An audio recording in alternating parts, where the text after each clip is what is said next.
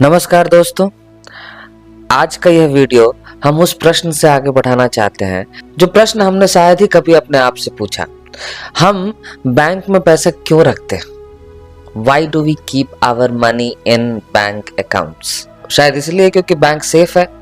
हमें बचपन से यही सिखाया गया है कि भाई बैंक जो है वो सेफ है और यदि आप बैंकों में पैसा रखते हैं तो चोरी चकारी नहीं होगी, है ना।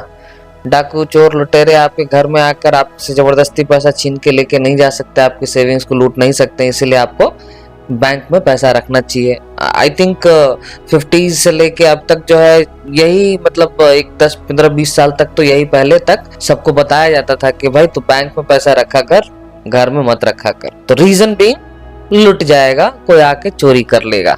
तो ये हमारा रीजन हुआ करता था, हम लोग बैंक में पैसे रखते थे। दूसरा क्या रीजन हो सकता है जिसके लिए हम लोग बैंक में पैसे रखते थे? तो दूसरा रीजन हमें यह बताया जाता था कि बैंकों में आप पैसा रख रहे हो तो आपको बैंक क्या दे रही है? इंटरेस्ट दे रही है। बैंक क्या दे रही है? इंटरेस्ट दे रही है। इंटरेस्ट दे रही है। पहले कितना इंटरेस्ट देता था वो लोग? 7-8%, 7% ऐसा देता था। अभी आजकल वो घट के 5%, 5.5% पे आ गया है। और यदि आप फिक्स डिपॉजिट कर रहे हो तो एक 7-7.5% तक आपको मिल रहा है। और क्या रीजन होता था आपको बैंक में पैसा रखने का?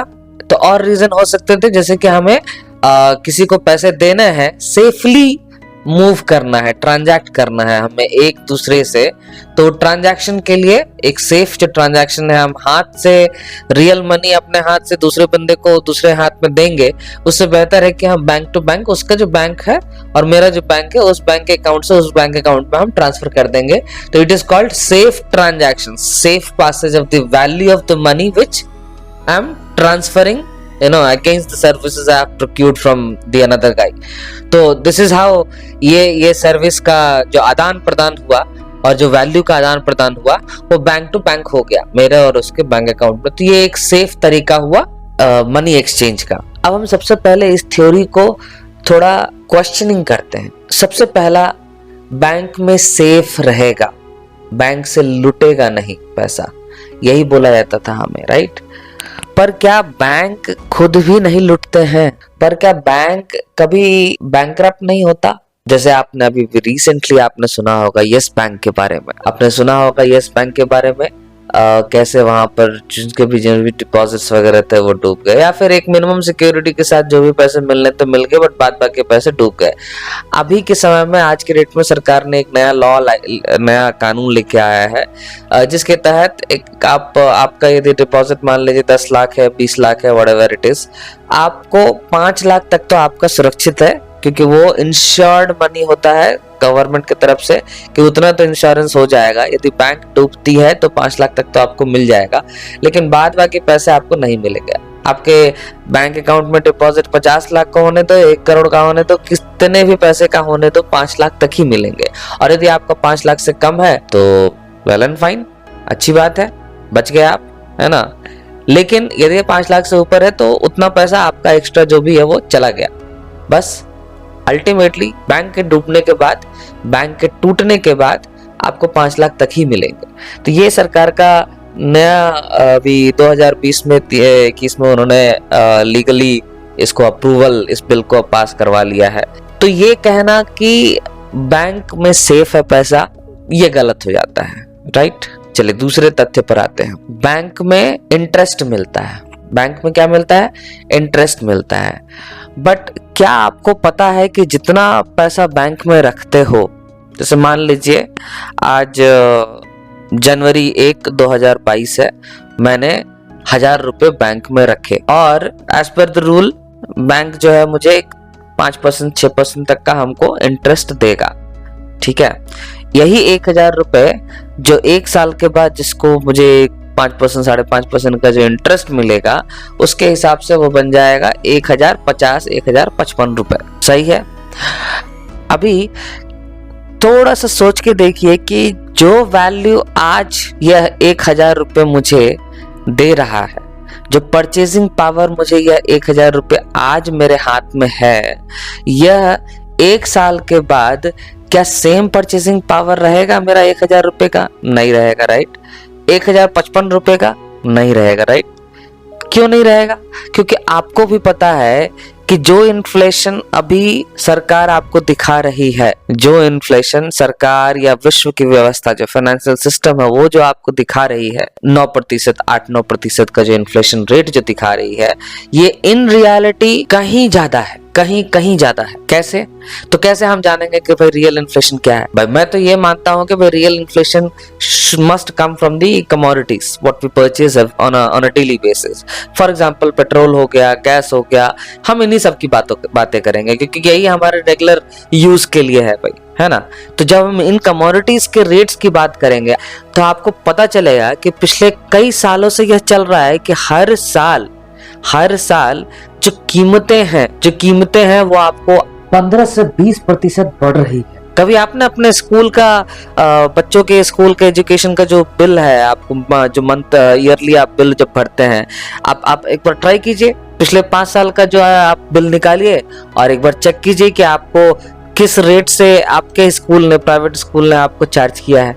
आप पाएंगे कि हर साल 10% उन्होंने बढ़ाया है आपके बिल को।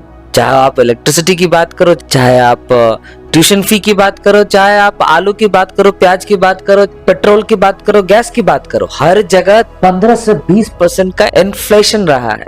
तो अब मुझे बताइए कि बैंक जो आपको 5%, 5.5% आपको जो दिया है इंटरेस्ट, वर्सेस जो एक 15 से 20% का जो इन्फ्लेशन चल रहा है मार्केट में, इन रियलिटी यदि आप पेट्रोल की बात करें तो वो उससे भी ज्यादा है कि एक्चुअली ये कमोडिटी वाइज देखा जाए इस इन्फ्लेशन को तो ये 15% तक जाता है।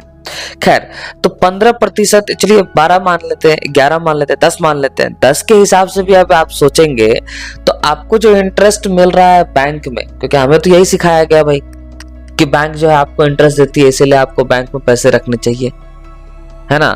तो बैंक यदि आपको इंटरेस्ट देती है और बैंक में पैसे रखने चाहिए, उसकी वजह से आप बैंक में पैसे रखे हो, तो आप याद रखो कि 1000 रुपए जो आपने आज डाला वो 1 साल के बाद उसका जो परचेजिंग पावर है with interest, whatever bank is going to give it back to you with interest, that is going to be little even 5%, you are going to be in a loss of 5%, 5.5%, 5%, 6% के loss पे हो आप, क्योंकि आपने वो purchasing power खो दिया। जो परचेजिंग पावर आपके हाथ में 1 साल पहले था, वो 1 साल के बाद आपने वो खो दिया, उस 1000 रुपए का जो आपने उस बैंक में डिपॉजिट किया है।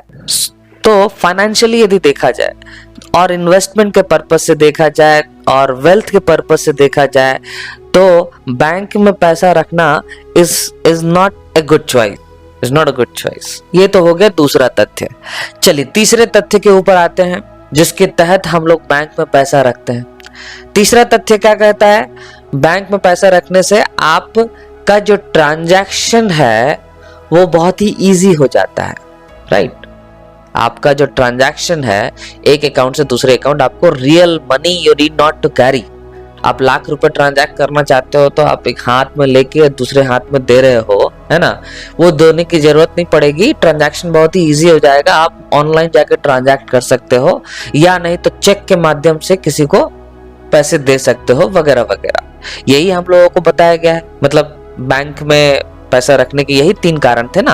पहला कारण सेफ्टी, दूसरा कारण इंटरेस्ट, मतलब your money will earn something for you, and तीसरा कारण जो ट्रांजैक्शन है वो बहुत ही इजी हो जाता है।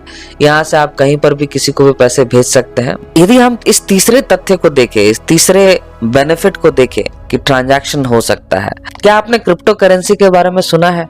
यदि नहीं सुना है तो सुन लीजिए, बिकॉज ये बहुत ही तेजी से आने वाला है, बहुत ही तेजी से फैलने वाला है। सबसे पहले इस तीसरे तथ्य के ऊपर आते हैं। तो क्रिप्टो करेंसी में it's nothing but it is based on a blockchain concept. Crypto currency और फियाट करेंसी जो करेंसी आप रुपीज, INR और USD और येन और युआन वगैरह में देख रहे हो, that is all Fiat currency which is backed up by governments promises.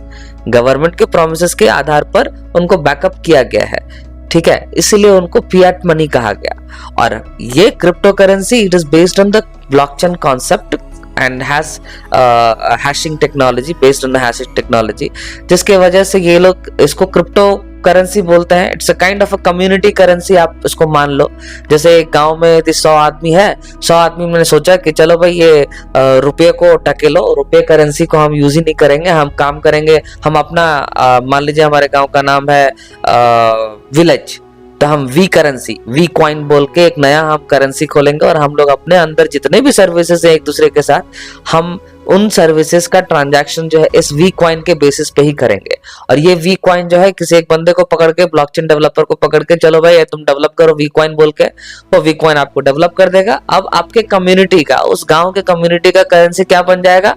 We coin. तो सारे बंदे जो है उस गांव में जब इसको एक्सेप्ट करने लगेंगे, इस करेंसी को, देखिए जो फियाट करेंसी जो आया ना, जो रुपए आपके हाथ में दिख रहा है, आप इस पे भरोसा इसीलिए करते हैं क्योंकि सामने वाला भी इस पे भरोसा कर रहा है, क्योंकि पूरी दुनिया इस पे भरोसा कर रही है, इसीलिए आप इस पे भरोसा कर रहे हैं। द मोमेंट पूरी दुनिया भरोसा करना बंद कर दे या कम कर दे, आपका भरोसा भी कम हो जाएगा, है कि नहीं है?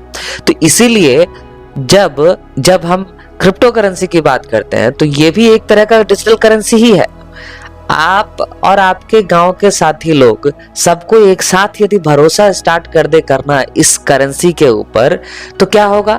आपके गांव का करेंसी, आपके विलेज का करेंसी वो वी कॉइन बन जाएगा, रुपए नहीं रहेगा। अब ध्यान से देखिए, ध्यान से सोचिए, इस वी कॉइन का जो एक्सचेंज हो रहा है वो मोबाइल टू मोबाइल होगा, वो ब्लॉकचेन कॉन्सेप्ट के बेसिस पे होगा।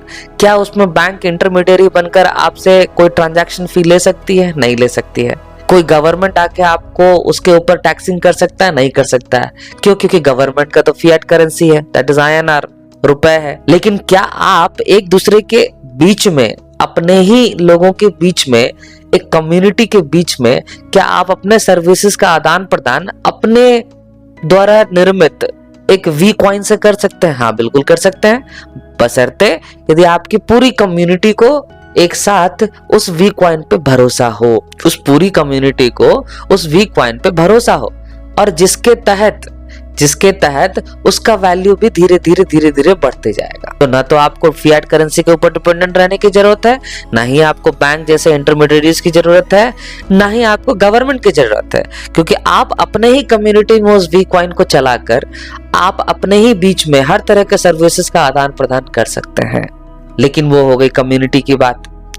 क्या ये कम्युनिटी और दूसरे कम्युनिटी और तीसरे कम्युनिटी, क्या हर कम्युनिटी यदि एक दूसरे से मिलकर काम करने लगे तो we don't need even government का फियाट करेंसी।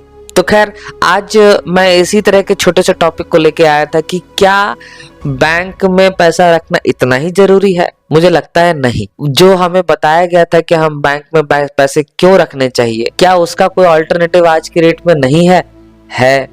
तो जब है तो हम अभी भी बैंक के ऊपर क्यों डिपेंडेंट रहे? क्यों हम अभी भी अपने द्वारा अर्जित किए गए पैसों को बैंक में डिपॉजिट करें? क्यों ना हम इन पैसों को अपने परचेजिंग पावर बढ़ाने के लिए इस्तेमाल करें, rather than just keeping it in some bank accounts. इसी के साथ यह वीडियो मैं यहाँ पे खत्म करता हूँ। मैं आगे आने वाले वीडियोस में आपको यह बताने की कोशिश करूंगा कि बैंक्स हमारे साथ किस तरह का छल प्रपंच कर रही है, जो कि उस पैसे का जो रियल वैल्यू है, जो पैसे जो आपके हाथ में है उसका जो रियल वैल्यू है, वो वैल्यू लगातार घटती चली जा रही है। The more money banks and the governments are printing, the value of that money is going down and down। तो आगे आने वाले वीडियोस में हम लोग ये भी समझेंगे कि बैंक्स कैसे इस पैसे के वैल्यू को धीरे धीरे खत्म करती जा रही है। जो परचेसिंग पावर है, वो परचेसिंग पावर कैसे धीरे धीरे खत्म होते चला जा रहा है, और क्यों होते चला जा रहा है, इन सब के बारे में बात करेंगे अपने आगे आने वाले वीडियोस में।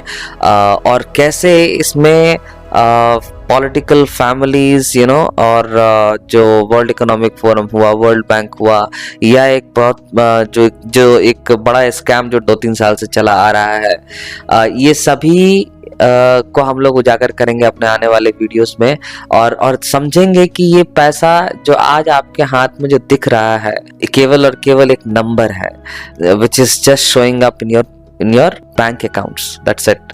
उसके अलावा यह कुछ भी नहीं है। तो दोस्तों, यदि आपने इस चैनल को सब्सक्राइब नहीं किया है तो जरूर से सब्सक्राइब कर लें, बेल आइकन बटन दबाना ना भूलें, और ज़्यादा से ज़्यादा इस वीडियो को शेयर करें, क्योंकि यह जानना हम सभी का हक है, यह अवेयरनेस फैलाना हम सभी का धर्म भी है। तो ज़्यादा से ज़्यादा इस वीडियो को शेयर कीजिए। मिलते हैं अपने अगले वीडियो में, तब तक के लिए नमस्कार।